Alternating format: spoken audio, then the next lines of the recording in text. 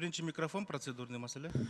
Рахмат, Дастан Артысбекович. Жана аргандай маселелер алкагында айтканга үлгүрбөй калдым. Андыктан сизден карызга 2 минут алайын, бир элдин талабын айта алайын. Бул Солтон Сары маселеси туура өткөн айдын этегинде Жанар Кубанычевич Алтынбек Жунус уулу менен биргеликте Солтон Сарыдагы жергиликтүү эл менен жолугушуу өткөрүп келгенбиз. Анан ошол жердеги жолугушууда элдер суранган.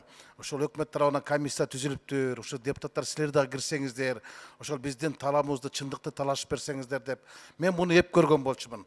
Бирок андан кийин Мухаммедкалый Дүйшөкөевич өкмөт башчы өзү айтты, Солтон Сары маселесин эл менен эсептешип биргеликте чечебиз деди.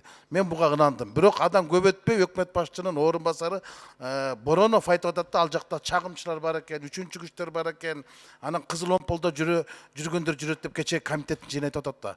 Аякта кайсы үчүнчү күчтөр жүрөт? Аякта өзүнчө эле күч бар. Бийлик бар, эл бар, анан инвестор бар. Эгер чагымчылар бар болсо, ал өкмөттүн өзүндө чагымчылар бар. Үчүнчү күч болсо, ал өкмөттүн өзүнүн ичинде. Кимдерди айтып атат? Кызыл омполдо кимдер чыккан? Патриоттор чыккан. Алар ошол кызыл омполдо жаптырды, андан значит жакшылык кылды. Өкмөт ошого макул болгондо. Анан бүгүн ошол кызыл омполдо жүргөндөрдүн бардыгы Солтон Сарыда чагым жүрөт деген бул чагымчылык. Мындай сөздөрдөн этият болуш керек. Экинчиден, Солтон Сары да кырдаал боюнча өкмөттү күнөө өзүндө. Өздөрү ушуну алдын алган эмес, алдын алган арман болот, артын алган арзан болот деп булар күнөөнүн бардыгын эми жергиликтүү элге одур алып анан мындай кысым көрсөтөт. Ошондуктан мен сизден суранам, Дастанбек Арсбекович, профилдик комитетке тапшырма берсеңиз, ошол жерден бир жумуш топ түзүлүп, депутаттар да кирип, ошо Солтон Сарыда кырдаалды парламенттагы бир иликтеп көрсүн. Рахмат.